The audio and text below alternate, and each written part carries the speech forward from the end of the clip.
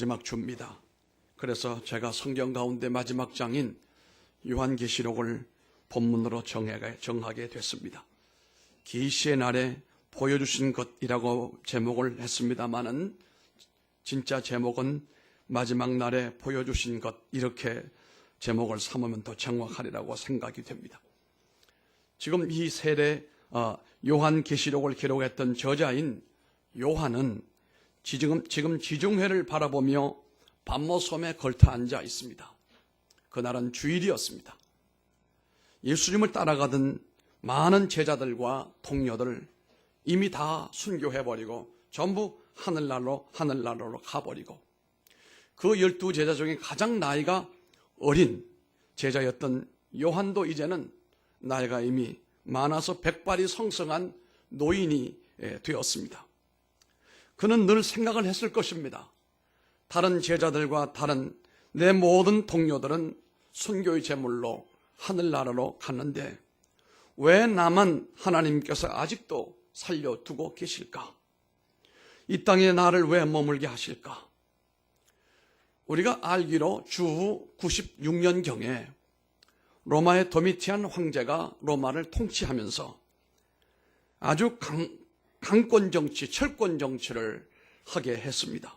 이때부터 특별히 교회를 핍박하기 시작을 하면서 맹렬한 핍박을 통해서 많은 크리스천들이 죽음을 당하게 되고 원령극장에 던져지게 되고, 또 일부는 피하여 저 지하 교회로, 카타콤베로 들어가서 믿음을 유지했습니다. 이렇게 그 당시에 많은 성도들이 고난을 당하고 죽임을 당하고 유배를 당하게 됐는데, 이 요한도 에베소 교회를 그 당시에 목회를 했습니다. 에베소를 방문해 보게 되면은 요한이 목회하던 교회를 지금도 확인할 수가 있습니다. 요한이 세례를 주었던 세례탕이 있는 곳을 보게 되고, 벽돌로 지어진 교회가 지금은 무너졌습니다마는 그 터가 규모가 어마어마한 규모, 큰 교회, 에베소 교회를 성공적으로 목양을 하던 요한에게도 핍박이 밀려왔습니다. 그래서 그는 노구를 이끌고 유배길로 올라갔는데, 에게해에 있는 작은 돌로 된 밤모섬에, 그게 요한의 휴양지가 되었습니다. 밤모섬은 작은 섬이지만 산이 있고 모든 그 섬 전체가 돌로 형성되어져 있는 험하고 땅도 아주 황막했습니다.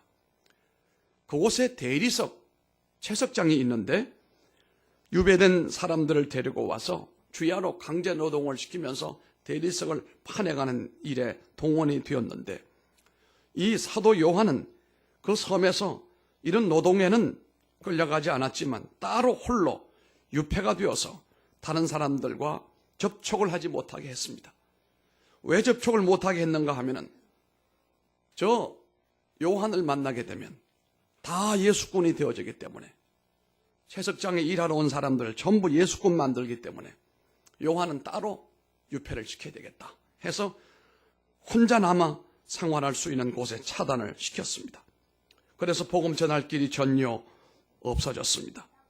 이제 그에게 남아있는 소망은 거의 이제 아무것도 이제 없어졌습니다.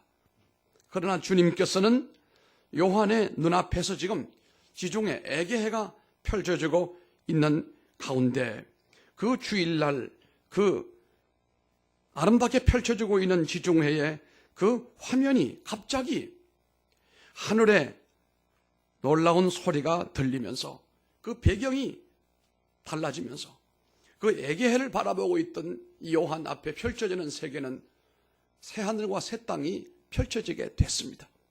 일종의 하나님의 성령에 이끌려 천국을 경험하게 됐는데, 이 요한이 경험했던 천국은 다분히 천국이 아니라 이제까지의 역사와 앞으로 진행될 역사와 이 역사의 마지막 종결이 어떻게 되어질 것인지를 먼 미래까지 다 볼 수 있는 그런 신비한 하나님의 여행이었습니다.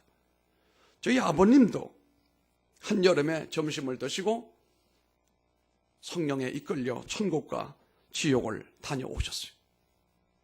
그리고 깜짝 놀라 깨시고 난 다음에 당신이 보고 온 얘기를 하는데 얼마나 현실감이 있는지, 그 어린 나이에 그 얘기를 듣는데 신비하기도 하고 감탄을 금할 수 없을 정도로 생생한 보고 들은 내용들을 전해주시는 것을 통해서 감동을 받은 적이 있습니다만은, 이 요한도 말입니다. 사도 요한도 말입니다.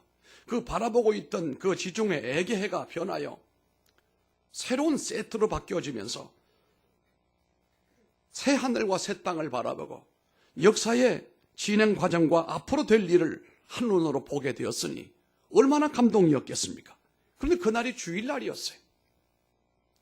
예수님께서 부활하신 안식 후 첫날, 즉 지금의 주일에 이 일이 일어나게 된 것입니다. 그래서 요한이 본 계시, 앞으로 될 계시라고 하는 것은 닫혀져 있던 것이 열려지는 것이고 가려진 것이 드러나게 된 것이다. 미래의 모든 될 일들과 지금까지 닫혀져 있던 모든 것에 대한 하나님이 뚜껑을 열어주심으로 인하여 우리 그리스도인들이 지금 고난과 환난을 도미치한 황제의 치하에 당하고 있는데 앞으로 되어질 일들을 보여줌으로써 용기를 얻게 만들고 도전하게 만들어 주려고 하시는 하나님의 의도가 담겨져 있었던 겁니다. 우리가 일본에게 36년 동안 말로 할 수 없는 핍박을 당할 때 저 사람들은 우리 목사님들에게 요한계시록을 설교를 못하게 만들었습니다. 왜 그럴까요? 요한계시록을 보면은 오늘 역사가 끝이 아니라는 얘기예요. 내년에 역사가 있고 그 다음에 역사가 있는데 오늘 역사는 아무것도 아니라 이 말입니다. 지금 도미치안이 아무리 철권 통치를 하고 사람들을 이렇게 못 살게 덜덜 굴어도 이거 다 시간 지나면 소용없다 이거예요. 안개와 같은 이 어두움은 지나가 버리고 소망의 봄날이 온다. 하나님이 통치하는 그날이 오고 있다. 이것을 성도들에게 알려줌으로써 그들에게 희망과 용기를 지니고 믿음 생활을 하게 했던 것이라고 하나님의 의도를 우리가 그렇게 이해할 수가 있었습니다. 요한은 오늘 들려오는 큰 소리에, 나팔 소리에 감동이 되어 몸을 돌이켜보니 그 눈에 지중해는 간데 온데 없고 예수 그리스도의 영광스러운 모습이 그 앞에 등장을 합니다. 위대하신 왕의 모습인 그 형상을 선포하기조차 떨고 있을 때에 12절에 나오는 이하의 말씀을 보면은 예수님께서는 7 금촛대 사이를 걷고 계시는데 이것은 7 교회를 가리키고 이 세상에 있는 모든 교회들을 상징하는 의미를 가지고 있는 것입니다. 그렇습니다. 오늘날에도 하나님께서 이 교회를 예수 그리스도의 피로 사신 교회 아닙니까? 큰 교회든 적은 교회든 개척교회든 기성교회든 시골에 있는 교회든 도시에 있는 교회든 교회는 똑같습니다. 이것을 보면은 이 가톨릭이라고, 우리말로 가톨릭이라고 하는 이 말이 무슨 말입니까? 좋은 말입니다. 좋지 않은 말이 아닙니다. 보편적이다 이 말이거든요. 교회가 보편적이다. 오늘 개신교의 문제는 이게 문제입니다. 대단한 교회만 교회고 저 낙도에 오지에 농촌에 그 교회는 그게 교회냐? 여러분 그 교회도 교회 아닙니까? 거기는 하나님이 역사하지 않습니까? 아닙니다. 역사하십니다. 어디서든지 주님이 세우신 교회라고 한다면 하나님이 똑같은 은혜를 주신다라고 하는 것이 이게 보편적인 교회, 가톨릭이다 이 말이에요. 사실 처음에는 우리 개신교가 이 가톨릭이라고 하는 이름을 좋아했어요. 그러나 하는 짓이 하도 이상하게 하니까 그 이름을 버리고 프로테스탄트라고 하는 일종의 저항하는 교회로 우뚝 서게 됐습니다마는 교회의 성질을 보게 되면 가톨릭이 맞습니다. 큰 교회만 교회가 아니고 대단한 교회만 교회가 아니고 어디에 있는 교회든지 주님이 피로 값주시고 사신 교회고 신앙을 고백을 하고 주의 종이 그곳에 목회하고 있다고 한다면 어느 교회든 똑같다. 근데 아멘이 별로 감동이 안 똑같다. 착각하는 교인들이 많습니다. 자기가 나가는 교회는 교회 규모도 크고 유명인도 모이고 엄청난 좋은 교회다. 물론 좋은 교회죠. 다른 교회도 좋은 교회예요. 하나님의 성령이 역사하시고 오늘 주님이 7 금초대 사이를 거니시는 것을 보면은 모든 교회를 돌보시고 모든 교회를 통치하신다는 의미를 우리들에게 알려주고 계시는 것이라고 하는 사실입니다. 이렇게 세상의 모든 교회들을 돌보시고 이끌어주시는 우리 주님께서 이제 계시의 베일을 벗기시며 우리에게 보여주시고자 하시는 바가 무엇일까? 오늘 요한에게 보여주시려고 하셨던 것이 무엇일까? 그 양과 내용은 엄청납니다만은 오늘 말씀에 보게 되면은 3가지 내용으로 우리가 정리해 볼 수가 있습니다. 한 해를 마무리하고 새해를 바라보고 도전한 우리 모두에게도 새로운 역사의 장이 활짝 열리는 시간 되기를 주님 이름으로 축원합니다. 첫째는 하나님께서는 나는 알파와 오메가라 하시며 이것은 성부의 정체성을 우리들에게 그대로 보여주시는 것입니다. 성부 하나님. 성부 하나님이 오늘 우리들에게 나타나신 모습을 보면 따라하십시다. 나는 알파와 오메가라. 8절의 말씀입니다. 옛적에 모세가 말입니다. 하나님에게 이끌려서 갈 때에 하나님께 질문한 내용이 있습니다. 하나님, 그때까지는 하나님이 누군지 몰랐습니다.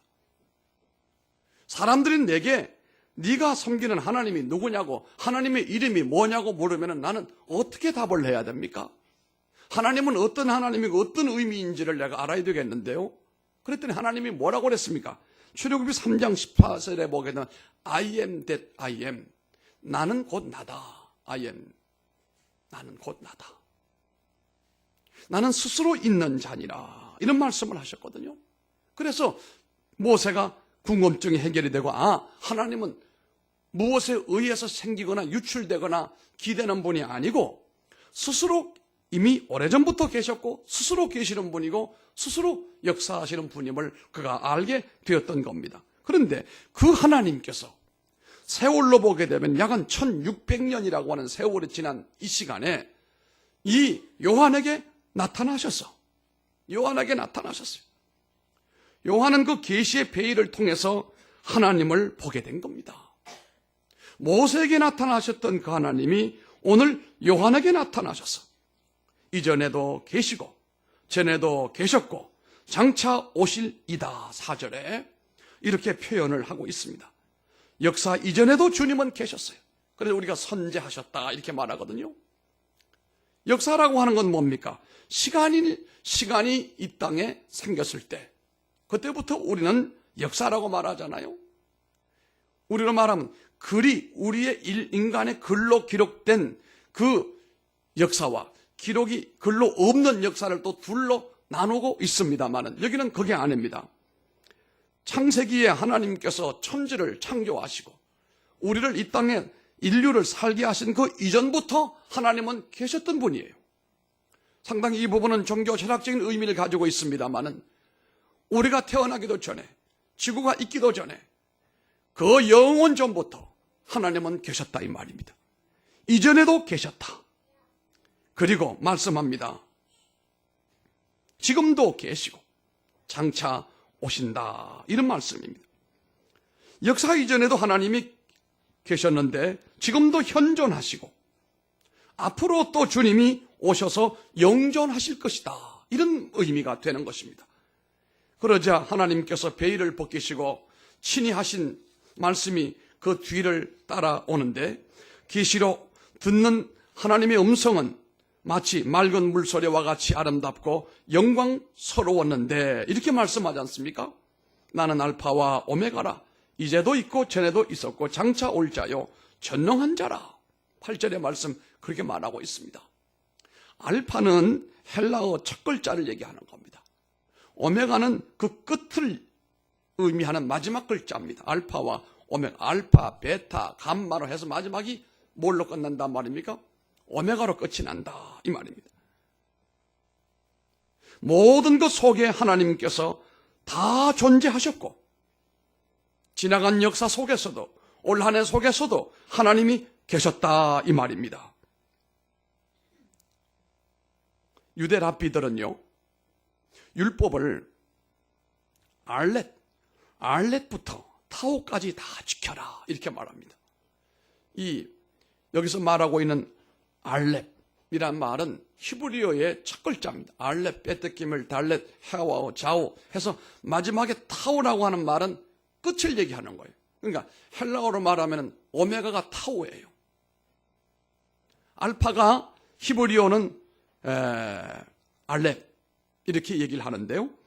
이 히브리인들의 그 랍비들은 율법을 알렙부터 타오까지 다 지켜라. 모든 걸 다 지켜라. 그러니까 우리의 생각과 행위 그 모든 것 다 하나님이 다 주관하시고 역사의 시종을 함께 주관하시는 하나님이시다. 그분 앞에서 어떤 것도 숨길 수가 없고 어떤 것도 감출 수가 없다. 이런 의미가 되겠습니다. 그렇습니다. 하나님은 지금도 우리 역사 속에 함께 계시고 이 나라가 지금 여러 가지 모양으로 혼돈 가운데 빠져들고 있습니다. 제가 늘 새벽마다 기도하는 바가 있습니다. 하나님, 이 나라가 이 국민들이 이 정치하는 사람이나 이 모든 문화와 모든 메커니즘이 작용화되지 않게 해주시기 원합니다. 공산화되지 않게 해주시기 원합니다. 왜 그렇습니까? 그렇게 되면 교회는 이 땅에서 설 수가 없습니다. 공산주의가 이기든지 교회가 이기든지 둘 중에 이길 뿐이지 공존할 수 있는 그런 내용이 아니다 이 말씀입니다. 이 정권은 우리가 볼 때 상당히 하나님이 통치하시는 가운데 이끌려고 하시는 역사와 역행하는 그런 모습들을 많이 경험을 하고 있습니다. 지금 교회에 대한 세금을 매기기 위하여 여러 가지 모양으로 급박을 하고 있는 것이 사실입니다. 무슨 말씀입니까? 우리는 순진해가지고 미국처럼 목회자 개인에 대한 우리가 말하는 대로 수당, 근로수당, 사례를 받고 그것을 정부는 사례라고 하지 않습니다. 노동의 대가라고 말합니다. 그건 사회주의가 하는 말입니다. 청와대 안에 있는 주사파들이 하는 일이란 말이에요. 목사가 여러분들로부터 받는 것이 그게 노동의 대가로 받는 비용입니까? 교회는 그렇게 이해를 하십니까? 아니잖아요. 목사님에게 사례를 드린다 이렇게 말하죠. 사례라고 한다. 그럼 정부는 목사를 노동자로 보는 거예요. 노동 대가를 내놔라 이거예요. 처음에는 그런 줄만 알았는데 막상 뚜껑을 열어보니까 한 달 뒤에 2018년 1월부터는 교회 안에 진행되는 모든 거래되는 돈, 예를 든다면 선교지에 선교비 보내는 것도 세금을 빼겠다는 겁니다. 목사님이 은퇴를 하게 되면 은퇴 비용도 세금을 40% 받겠다는 겁니다. 결혼주례 하게 되면 결혼주례에 대한 세금도 받겠다는 겁니다. 그게 모두 34개 항목이 돼 있다. 그럼 교회는 그럼 어떡하라는 얘기? 교회는 우리가 알고 있는 것처럼 성도들이 헌금을 해서 그 헌금은 이미 다 세금을 내고 하나님께 드리는 예물이단 말이에요. 그것에 대하여 세금을 왜 내라고 하느냐? 목사 개인에게 내라고 한다면, 그렇게 말한다면 그건 우리가 내겠다. 그 문제될 거 없어요. 그러나 그것이 아니고 종교세, 교회세를 거두겠다라고 하는 이 생각은 이건 사회주의다. 하나님의 통치와 하나님의 이끄심에 대한 생각이라고 말하기가 어렵다 이 말입니다. 여러분 기도하시기 바랍니다. 앞으로 이 나라가 잘못하면 교회가 반으로 줄어들 수도 있습니다. 믿는 사람들이 반으로 줄어들 가능성도 충분하단 말이에요. 세금을 내고 교회를 위축을 시킨다는 말은 선교를 위축을 시킨다는 말이고 교회를 위축을 시키겠다는 말이에요. 사실 5%의 교회를 제외하고는 대부분의 교회는 상당히 목회자들이 헌신과 봉사로 일관하고 있습니다. 다시 말씀드리면 20% 교회를 빼고는 나머지는 국가가 정해놓은 기본급에 거의 맞물려 간다 이거예요. 그런데 교회가 무슨 돈이 이렇게 많습니까? 돈 가지고 이상한 행동을 하고 돈 가지고 세상에게 그렇게 잘못 투영된 교회들은 회개를 해야 됩니다. 다시 말하면 대형 교회들은 회개를 해야 된단 말이에요. 돈 가지고 사람 가지고 자랑하지 말고 세상에 어떻게 비춰졌길래 교회 세금을 거두면 엄청 돈 나올 줄로 알고, 그러나 대부분의 교회들은 지금도 어려운데 거기다가 세금을 내라고 한다면 교회를 얼마나 힘들게 하는 것이냐. 저는 믿습니다. 하나님께서 통치하시는 가운데 교회의 머리가 되실 뿐만 아니라 주관해 주시고 이끌어 주신다. 그 하나님은 우리의 주권이 되시고 우리는 그의 백성으로서 이끄시고 또 은혜 주시는 역사가 지금도 미래도 함께 하실 줄로 믿는 것입니다. 두 번째 보게 되면은 성령님께서 보호자 앞에 있는 7 영으로 나타나셨습니다. 4절에 그렇게 말하고 있습니다. 성부에 나타나시면 역사를 주관하실 뿐만 아니라 성령님에 나타나시면 보호자 앞에 있는 7 영으로 나타나셨다는 겁니다. 하나님의 정체성 표현과 함께 성령님의 역사가 충만하고 다양한 모습으로 나타나고 있는 거거든요. 우리는 성령님의 임재라고 하면 우선 뜨겁고 활활 타는 강한 역사만을 생각하기 쉽습니다만은, 그러나 어찌 성령님의 사역의 역사가 그렇게 일방적인 내용으로만 되겠습니까? 다른 말로로 보게 되면 성령은 비둘기같이 온유한 임재라고 말씀하고 있습니다.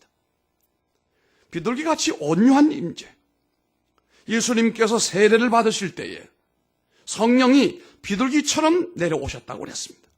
그러니까 비둘기가 내려왔다는 말이 아니라 비둘기처럼 임하셨다, 성령이에요. 이러므로 인하여 그분이 행하시는 모든 사역을 보게 되면 그 성령이 임하시고 하나님의 역사가 시작이 됨으로써 주님의 놀라운 역사가 3년 동안 진행이 됐거든요. 그 주님을 가만히 보면은 비둘기 같은 성령의 역사로 말미암아 주님께서 유순하시고 착하시고 또 비둘기 같은 분이시다. 성령의 또 다른 표현이 비둘기 같다, 이 말씀입니다. 솔로몬의 아가서를 보게 되면은 내 사랑아, 내 사랑아, 너는 어여쁘고 어여쁘다. 내 눈이 비둘기 같구나. 아가서 1장 15절에 그렇게 노래하고 있습니다. 여러분, 비둘기 눈을 잘 보십시오. 비둘기 눈이 어떻게 생겼는지.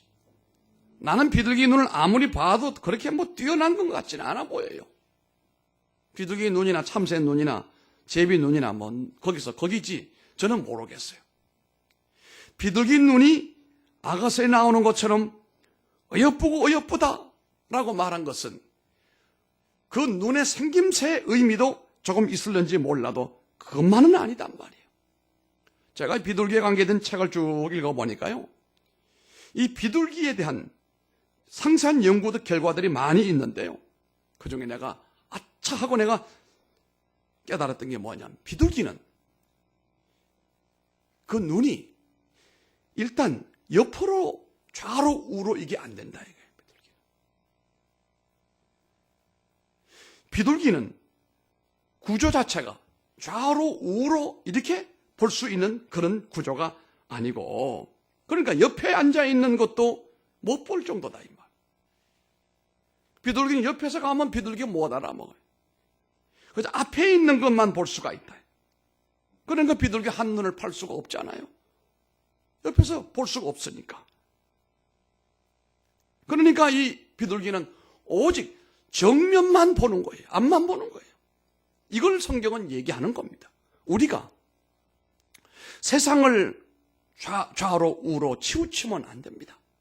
오직 우리의 눈은 참 어여쁘다고 아가스가 말한 그 내용은 우리의 그 눈이 창조주 하나님, 우리를 구원하신 주 예수 그리스도를 향하여 우리가 똑바로 바라보고 살아가고 있다는 거예요. 옆으로 우로 좌우로 세상에서 아름답고 유혹할 수 있는 일들이 많이 있을지라도 그쪽으로 우리는 기울어지지 아니하고 오직 하나님만 우러러보고 집중하는 그 사람을, 그것을 하나님이 아름다운 눈이다 이 말씀이에요. 우리 동산의 성도들이 한 해 동안도 세상 여러 가지 유혹될 일이 많이 있었지만 오직 지향하는 것은 우리의 상대이신 우리의 주 예수 그리스도, 그분을 바라보고 살아가는 그 모습이 눈이 아름답다 이 말씀입니다. 성령 하나님께서는 진실하게 나만을 바라보는 눈으로 다가오셨어요. 7 숫자, 완전한 숫자 아니겠습니까? 세상 모든 교회에 함축된 숫자인데요. 성령님은 진실하고 충만하게 그리고 다양하고 완전한 모습으로 우리 교회 위에 임하시고 우리 성도들을 이끌어 가신다 이 말입니다. 그 영은, 그 영의 성질은 이사야 61장에서 잘 말씀하고 있습니다. 가난한 자에게 아름다운 소식을 전하게 하려 하심이라. 나를 보내사 마음이 상한 자를 고치며 포로된 자에게 자유를, 갇힌 자에게 노임을 선포하며. 성령에 임하신 예수님께서 이런 역할과 기능을 하셨다 이 말씀입니다. 올 한 해도 비둘기처럼 오직 주님만 바라보시고 오직 주님에게 관심을 기울이고 살아왔던 여러분들을 주의 이름으로 축복합니다. 세 번째입니다. 성자 예수님께서는 충성된 증인으로 죽은 자들 가운데서 먼저 나셨다라고 5절에 말씀합니다. 마지막으로 보여주신 성자 예수님에 대한 모습입니다. 어떻게 나타나셨습니까? 충성된 증인으로 죽은 자들 가운데서 먼저 나시고 땅의 임금들의 머리가 되신 예수 그리스도. 5절의 말씀입니다. 정말로 주님은 모든 세대에 하나님을 참되게 증언하기에 충성된 증인이었습니다. 그러므로 예수님을 본 자는 하나님을 본 자였다고 그랬습니다. 제자들이 예수님에게 하나님을 보여달라고 그랬어요. 그랬더니 나를 보는 자가 아버지를 본 자라고 그랬습니다. 그것은 예수님이 철저하게 하나님의 성부의 증인으로서 증언하시는 분이었다는 사실을 알게 되는 겁니다. 십자가에 죽은 후에 주님이 부활하시고 부활하심을 따라 우리도 살아날 것이라고 하는 소망을 지니게 되었기 때문에 죽은 자들 가운데서도 주님은 소망이 되시는 분이었습니다. 이 땅의 모든 임금과 권력자들이 그분께로부터 왕권을 받을 것이므로 땅의 임금들의 머리가 되시고 주님은 왕 중의 왕이 되신다는 사실입니다. 부활의 증인이 되시며 영원한 왕이신 예수 그리스도께서 우리들에게 통치하시는 은혜가 있다는 사실입니다. 그리스도의 실제로서 가장 중요한 계시가 바로 재림의 주역이라는 사실입니다.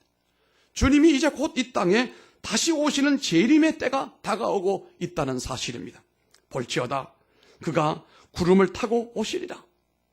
각 사람의 눈이 그를 보겠고 그를 찌른 자들도 볼 것이요 땅에 있는 모든 족속이 그로 말미암아 애곡하리니 거라하리라. 아멘. 7절 그렇게 말씀했습니다. 누구나 빠짐없이 부활의 주님을 볼 것이었지만 또 주님의 재림하는 그 역사를 보실 날이 점점 다가오고 있다는 사실입니다.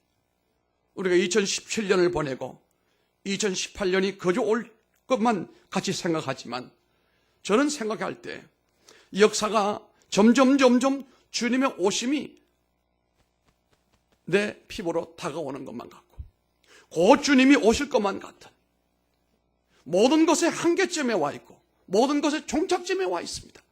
역사 발전도 종착점입니다. 자원의 문제도 종착점입니다. 사고와 관철의 문제도 종착점입니다.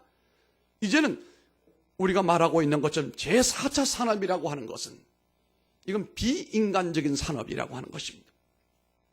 사람이 만들어 놓은 컴퓨터가 이것이 혼합을 일으키고 새로운 AI를 만들어가 새로운 두뇌를 만들고 해가지고 일어나는 이런 산업이기 때문에 나는 이 4차 산업이 하나님이 좋아하시는 산업인가?